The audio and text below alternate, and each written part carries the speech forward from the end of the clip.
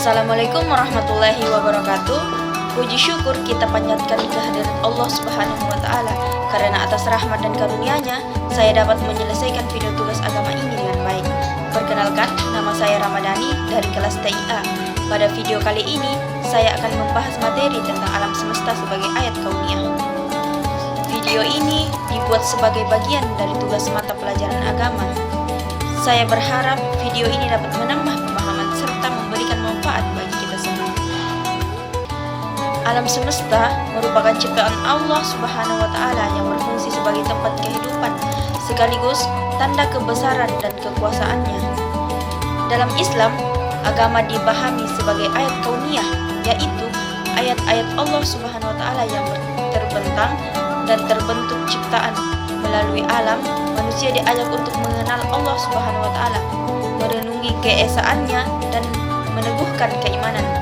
Al-Quran berulang kali mengajak manusia memperhatikan langit dan bumi, pergantian siang dan malam, serta keteraturan hukum alam. Semua ini menunjukkan bahwa alam semesta diciptakan dengan penuh perencanaan dan tidak sia-sia. Hal ini ditegaskan dalam Quran Surah Al-Imran ayat 190 yang artinya bahwa pada penciptaan langit dan bumi terdapat tanda-tanda kebesaran Allah Subhanahu wa Ta'ala bagi orang yang berakal. Keteraturan alam seperti peredaran matahari dan bulan, perjalanan bintang dan planet, serta keseimbangan ekosistem menjadi bukti nyata kekuasaan Allah Subhanahu wa Ta'ala. Keharmonisan ini mengajarkan manusia tentang keseimbangan, ketertiban, dan keteraturan dalam kehidupan. Memahami alam sebagai ayat kauniyah menumbuhkan rasa syukur atas nikmat Allah Subhanahu wa Ta'ala seperti udara, air, tumbuhan dan hewan yang menopang kehidupan. Rasa syukur tersebut harus diwujudkan dalam perilaku yang tidak merusak lingkungan, tidak berlebihan dalam pemanfaatan sumber daya alam, serta menjaga keseimbangan alam sebagai bentuk ketaatan kepada Allah Subhanahu wa Ta'ala. Dalam Islam, manusia ditempatkan sebagai khalifah, yaitu pimpinan dan pengelola bumi.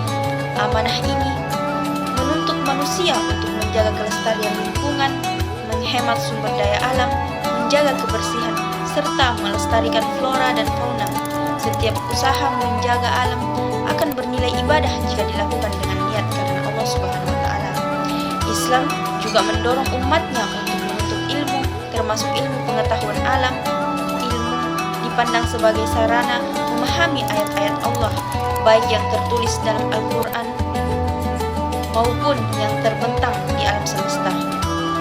Dengan ilmu, iman menjadi lebih kuat dan manusia semakin rendah hati di hadapan Allah Subhanahu wa Ta'ala.